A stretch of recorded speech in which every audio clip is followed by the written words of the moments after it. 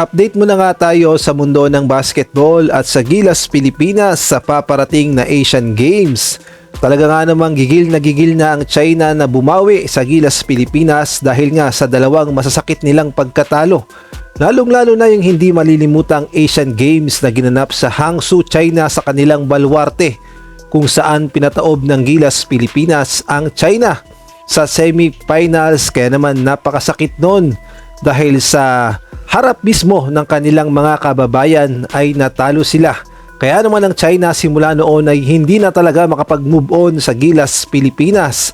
At eto nga, makakabawi sila sa 2026 Asian Games na gaganapin sa Japan. At ayon na nga mismo sa report ng Sina News, isang sports page sa China, nakasaad nga dito na ang China daw ay maghihiganti sa Gilas Pilipinas sa paparating na Asian Games.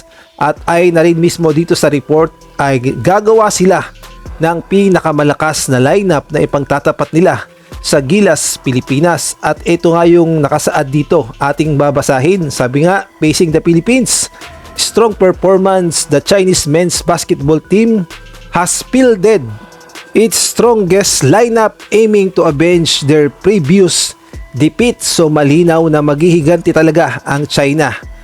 At dito nga makikita natin na nag-iensayo na ang China at pinaghahandaan ang paparating na fourth window at gayon na rin ang Asian Games. Ganyan talaga kaseryoso ang China na makabawi sa masakit na pagkatalo sa Gilas Pilipinas.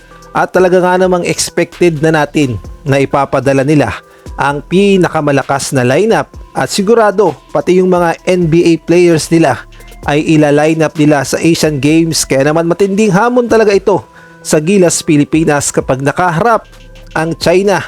At kung kayo naman ang tatanungin, makabawi kaya ang China sa Pilipinas? Maaari kayo magbigay ng komento sa comment section.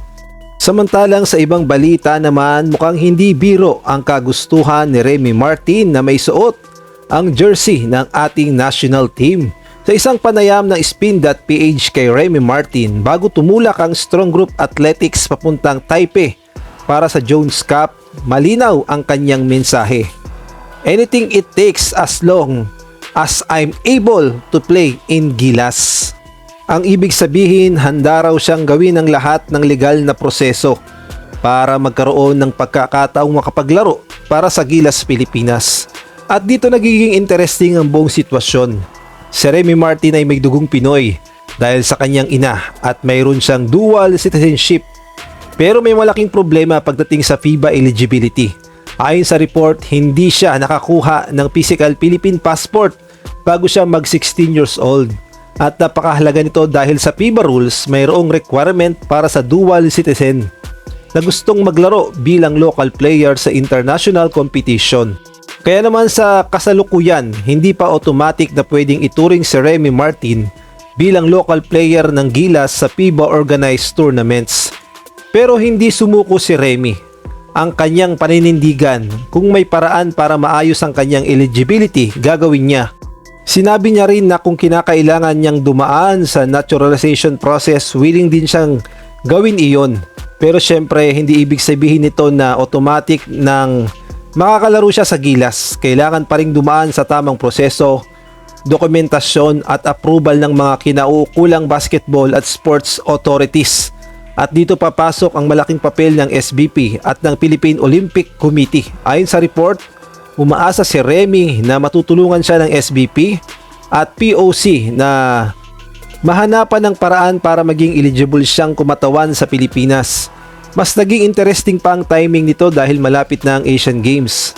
At kung sakaling maging eligible siya at may isama sa consideration ng Gilas, siguradong malaking dagdag si Remy Martin sa backcourt.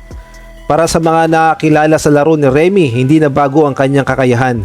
Isa siyang guard na may scoring ability, speed at experience sa mataas na level ng basketball.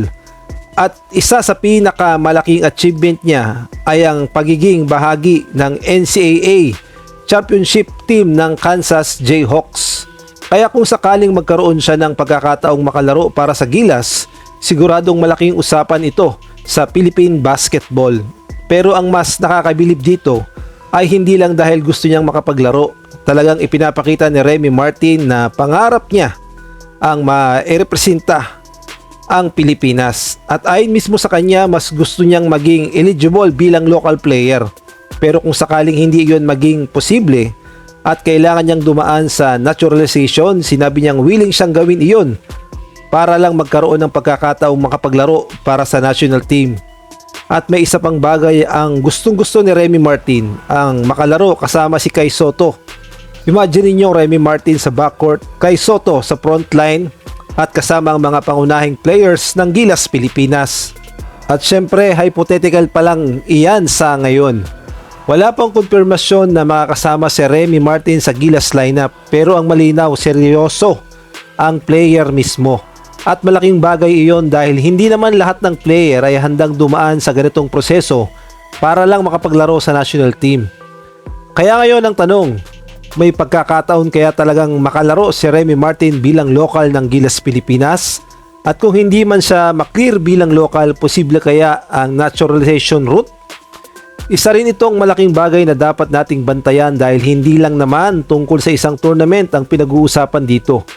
Kung sakaling maayos ang kanyang eligibility, pwedeng maging option si Remy Martin para sa Pilipinas sa mga susunod pang international competition. Pero sa ngayon, kailangan muna nating hintayin ang magiging desisyon ng SBP, POC at ng mga kinauukulang international basketball authorities. Ang importante, malinaw na ang intensyon ni Remy Martin. Gusto niyang maging Gilas player. At hindi lang basta gusto, handa raw siyang gawin ang kinakailangan para matupad ang kanyang pangarap. At kung nagustuhan mo ang video na to, paki-like naman, paki-subscribe, paki-pindot ang notification bell para updated ka sa susunod kong i-upload.